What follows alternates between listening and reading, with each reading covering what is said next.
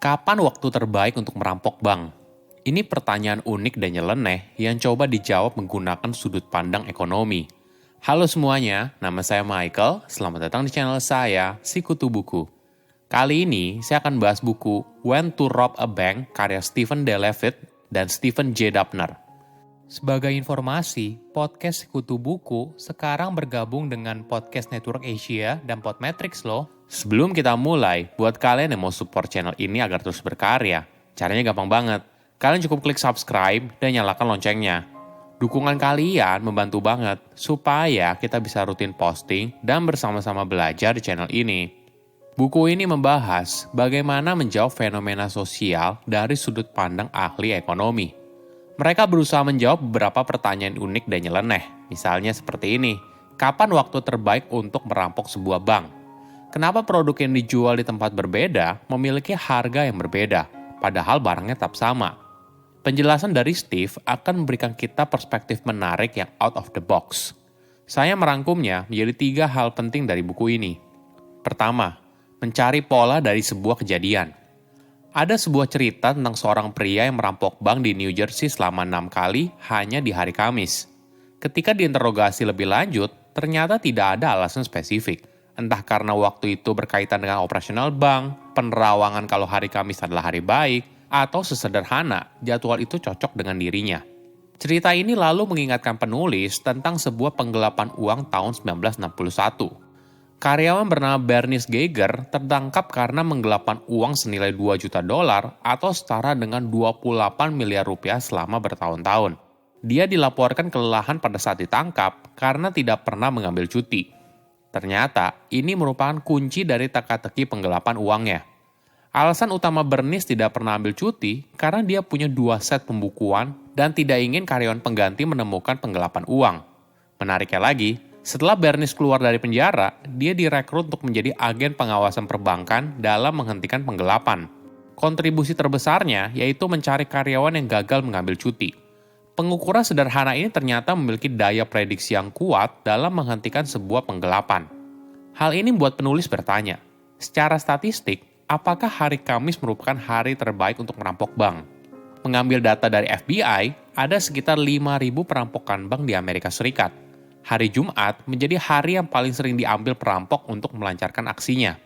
Walaupun begitu, tidak ada korelasi hari apa yang lebih sukses daripada hari lainnya. Data lain yang menarik, yaitu kemungkinan perampok untuk ditangkap sekitar 35%. Jadi, ketika ada perampok yang berhasil merampok hingga 6 kali baru tertangkap, dia boleh dibilang merupakan perampok yang handal. Setiap tahun, jutaan orang tua baru bersemangat untuk memberikan nama bagi buah hati mereka. Tentu saja, bagi sebagian orang, nama itu ibaratnya sebagai doa dan harapan orang tua. Namun di balik nama tersebut, ada sebuah statistik yang unik. Salah satu pembaca dari Freakonomics bernama M.R. Stewart punya hobi yang unik untuk mengumpulkan clipping berita tentang kejahatan dari koran lokal tempat tinggalnya. Stewart lalu menemukan fakta yang menarik. Mayoritas dari nama tengah terduga kejahatan yaitu Wayne. Penulis lalu teringat seorang pembunuh berantai yang terkenal punya nama tengah yang sama, yaitu John Wayne Gacy. Tentu saja ini merupakan kebetulan yang unik. Kedua, harga yang tidak masuk akal. Otak kita seringkali mudah tergoda dengan harga Rp99.000 dibandingkan Rp100.000. Ketika berhubungan dengan harga, sisi rasional kita kadang tidak bekerja dengan baik. Seorang dokter di Houston memberitahu penulis kalau apotek menjual harga obat generik yang berbeda di Amerika Serikat, padahal itu adalah produk yang sama. Sebagai gambaran, obat generik Prozac yang membantu mengobati depresi dijual dengan harga berbeda di toko yang berbeda. Misalnya di Walgreens, dijual $117 atau setara dengan 1,6 juta rupiah. Sedangkan di Costco, dijual $12 atau setara dengan 168.000 rupiah. Perbedaan harga yang signifikan seringkali tidak masuk akal, tergantung di mana kamu membelinya. Mungkin kamu penasaran, kenapa orang rela membeli produk yang sama di tempat yang jauh lebih mahal? Alasan utamanya karena terbiasa. Ketika seorang terbiasa membeli produk di toko tersebut, dia berasumsi maka harga yang sama juga berlaku di tempat lain. Apalagi ini adalah obat generik. Ini yang disebut sebagai diskriminasi harga. Sebuah strategi penjualan di mana pembeli dapat menawarkan harga yang lebih tinggi untuk produk atau jasa yang sama. Praktik ini terjadi karena penjual percaya kalau tipe konsumen yang berbeda dapat diminta untuk membayar lebih mahal atau lebih murah. Kamu pasti juga pernah merasakan hal ini.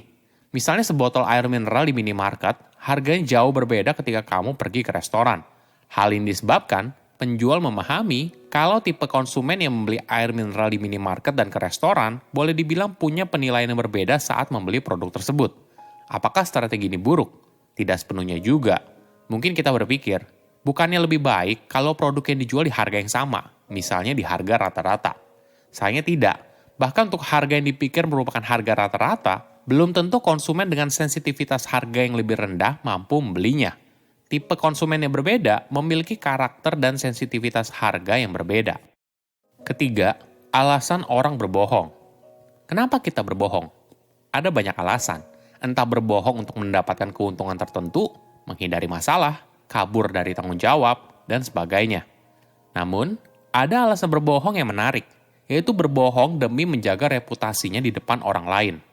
Sebuah penelitian melaporkan adanya ketidakjujuran responden ketika mereka mengisi kuesioner program bantuan sosial. Penelitian ini menggunakan data dari program kesejahteraan Meksiko. Fakta menariknya, pemohon program seringkali berbohong atas harta yang mereka miliki. Mungkin bisa dimaklumi apabila mereka berbohong atas harta seperti mobil, mesin cuci, handphone, dan sebagainya. Karena dianggap barang yang cukup mewah karena mereka takut ditolak untuk mengikuti program bantuan sosial. Namun fakta yang menarik, mereka berbohong atas barang yang tidak mereka miliki, misalnya toilet, kompor gas, kulkas, dan sebagainya. 4 dari 10 pemohon berbohong kalau mereka punya toilet di rumahnya, padahal tidak.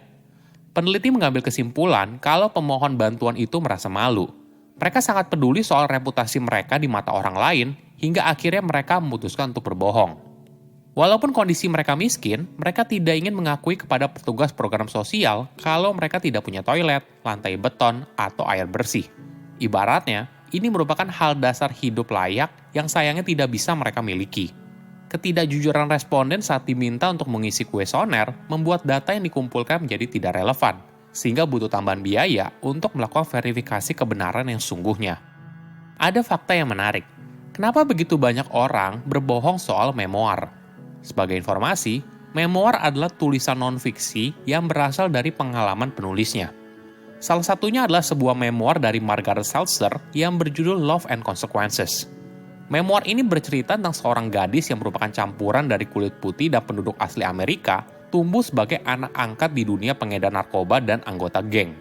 Faktanya, karya tersebut diungkap sebagai rekayasa yang dibuat oleh saudara perempuan Margaret.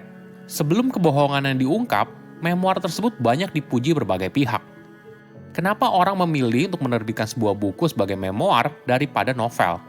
Mungkin alasan utamanya, kita lebih suka dengan kisah nyata dan lebih mudah terhubung secara emosional dibandingkan kisah fiksi. Dari fenomena sosial yang unik, kita jadi belajar untuk berpikir dari sudut pandang yang berbeda. Silahkan komen di kolom komentar pelajaran apa yang kalian dapat ketika baca buku ini. Selain itu, komen juga mau buku apa lagi yang saya review di video berikutnya. Saya undur diri, jangan lupa subscribe channel YouTube Sikutu Buku. Bye-bye.